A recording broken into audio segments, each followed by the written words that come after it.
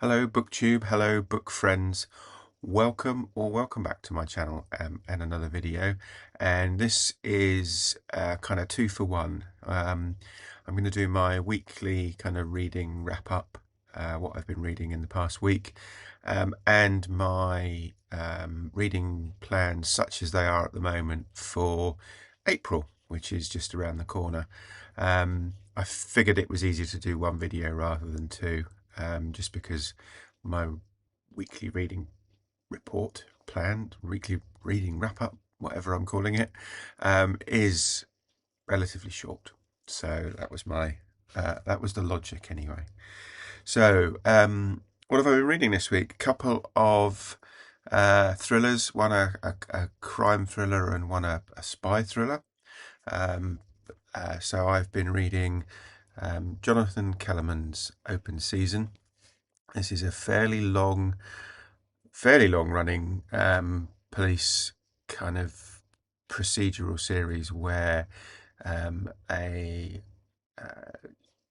psychologist, a child psychologist, and a police detective often work together to solve crimes.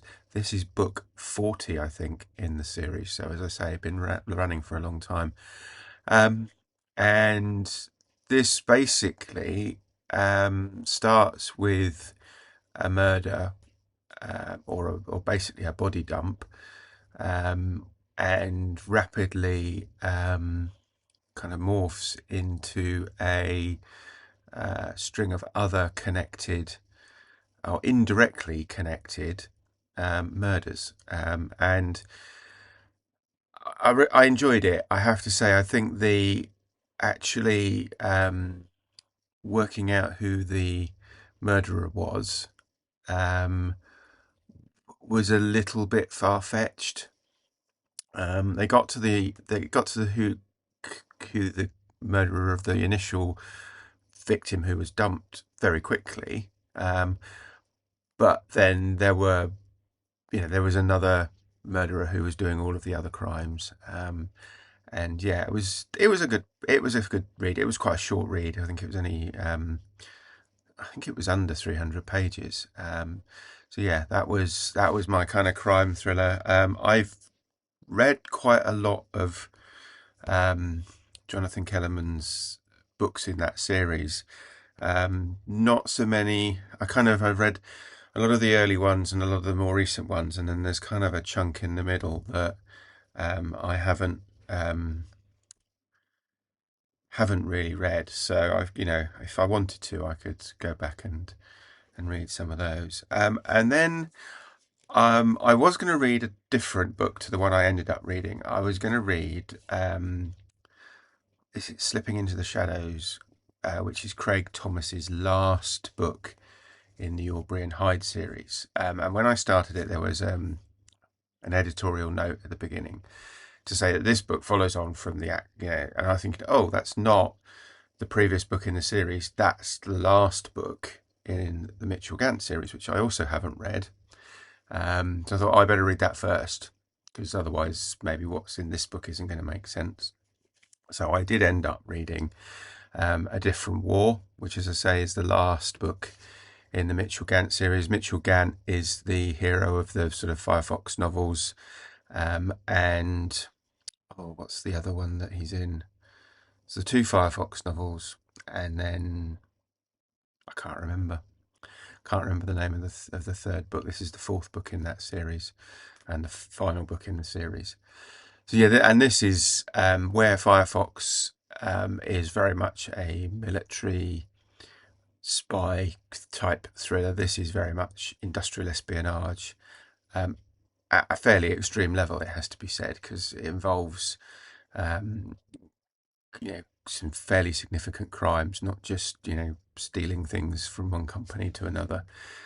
So yeah, and this was fantastic. I devoured this in fairly short order. A little bit sad that it's the last book in this series, but these are the last sort of couple that I've never read in his novels, so I'm trying to get round to them in the not too distant future. And now I can go and read Slipping into the Shadows. So yeah, I really enjoyed this. This was a fantastic read. And I'm glad I read that little editorial note, because although I haven't started slipping into the shadows yet, I do wonder if, you know, I'm going to get more out of it having read that. So yeah, so that's what I've been reading. I've also started, and this is going to take me into April. God, I keep losing. I've got so much going on in real life that I keep losing track of like what day of the week it is at the moment. So yeah, you have to bear with me. Yeah, so I started reading The Quincunx, which if you've seen the book haul video I did, I don't know, couple of videos ago, I talked about this. This was recommended by Nick, Dr. Cranky Pants Reads, in his Spines and Sparks series. This was his top recommendation out of 3. So I thought I'd start at the top, and I think one of the others is very likely to be a buddy read in due course, which I'll talk about in a sec, because I've got another buddy read to talk about. So yeah, I've only, how many pages in? 64 out of, I think it's over 1,000. 1191. So I think this is probably, I'm having to read this fairly slowly, because I'm finding it's using a lot of older spellings for words that aren't sort of, so for clue, we would spell clue C-L-U-E. It's spelled C-L-E-W. So there's lots of things like that. And visitor with an E at the end instead of an O at the end. So yeah, I mean, it's part of the narrative, in the sense of when the book is set. I'm finding it a bit distracting though, just because it's odd words pop up here and there, and you think, oh, what? Oh, is that a typo, or is that is that American English and I just not come across it before, or so there are a few things that are just grating a little bit. I mean, I'm past my normal DNF point, but given that it's a 1,100, nearly 1,200 page book, I'm going to stick with it, because I know, Nick wouldn't recommend a duff book. He wouldn't do that. This was his top recommendation, so I need to stick with it for a bit longer, and I will. I think I can see myself reading the whole thing. It's just going to be, I'm going to need to do it until I get a bit further in. I think I'm going to need to do it, 20, 30 pages a day or something like that, and not overdo it. So that's going to take me into April. Another book that I know I'm probably going to be reading, and this is going to be a buddy read with Debs at Rainer Reads Stuff. We haven't quite worked out, haven't agreed yet exactly when we're going to do it, but I think we did say April, so I need to just get in touch and sort that out. And it's another chunky book. This is 912 pages, or at least my edition is. And that's I Am Pilgrim by Terry Hayes? Yes, Terry Hayes. And this is it basically starts with a murder, but I think it's much more of a spy thriller than anything else. So yeah, that's going to be a buddy read. And then we've said we would also buddy read Christopher Isherwood's Mr. Norris Changes Trains, I think it's called, which is another one of Nick's recommendations.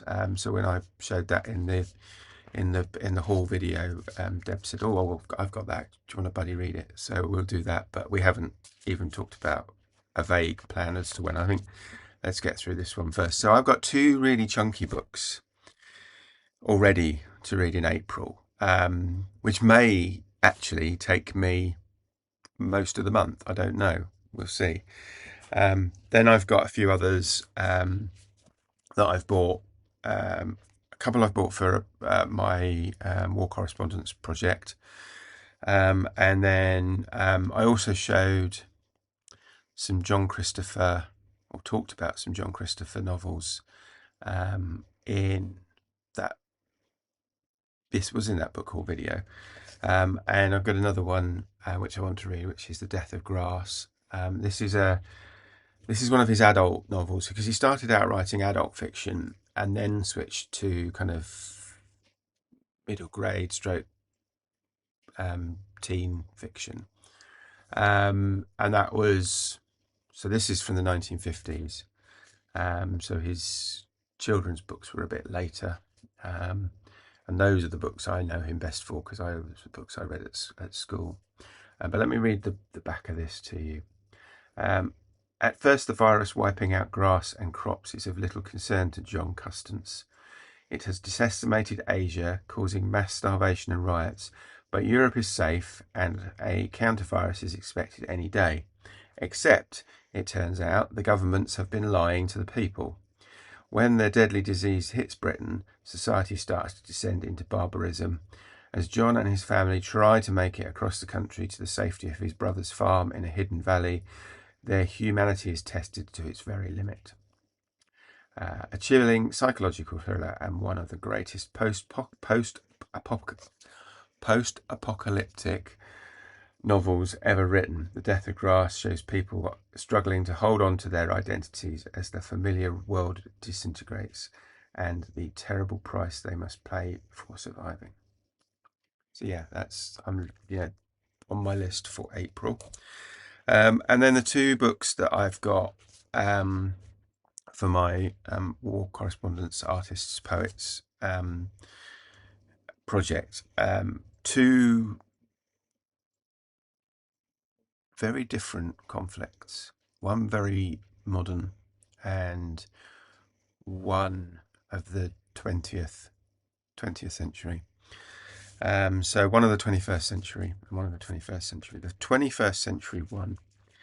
This is written by Andrei Kirkov, who is a Ukrainian novelist. And he started writing a diary sort of before and during, and is still writing it as far as I know, the invasion of Ukraine by Russia. And this has been published, or the first volume of it has been, I think there are 2 volumes now, and this is the first one. This has been published. And so, yeah, I want to read that just from a perspective of trying to understand what it was actually like on the ground. We've seen a lot of reports in the news and so on, but I think this is probably going to be very insightful as to what was actually happening. So that's that. Then the 20th century conflict is Vietnam, and this is Michael Hare's Dispatches, and this is Michael Hare is or was, I'm not sure if he's still alive.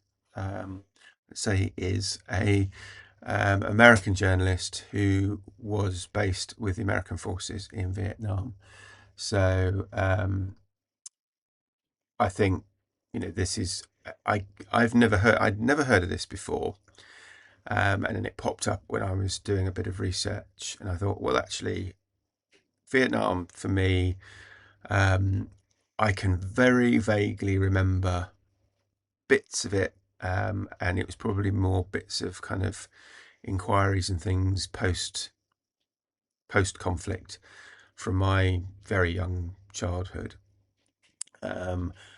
Obviously, I've seen all the movies and things like that, so I have a probably fairly unsophisticated view of what happened. Although I do, have a kind of at least kind of procedural, what I've read, sort of non-fiction tellings of the various battles and things like that. But I've never read kind of sort of first-hand accounts. So yeah, I'm looking forward to reading that as well. I'm trying to... I don't want to stop the project because I enjoy the project, but I have had a couple of hard reads as a result of it recently. So I'm not trying to rush too far in, and just sort of take things as I go. Whether I get to this or indeed any of those three will very much depend on kind of life outside of booktube and the two chunky ones that I've got to read. So we'll see where we get to. But yeah, broadly, if I get through all of those books in April, I will be quite surprised. Just knowing what's going on. Life is very busy at the moment, but we'll see. So yeah, we will indeed see, and I will obviously report back in the usual way. If you have been, thank you for watching, and I will speak to you again soon. Take care. Bye bye.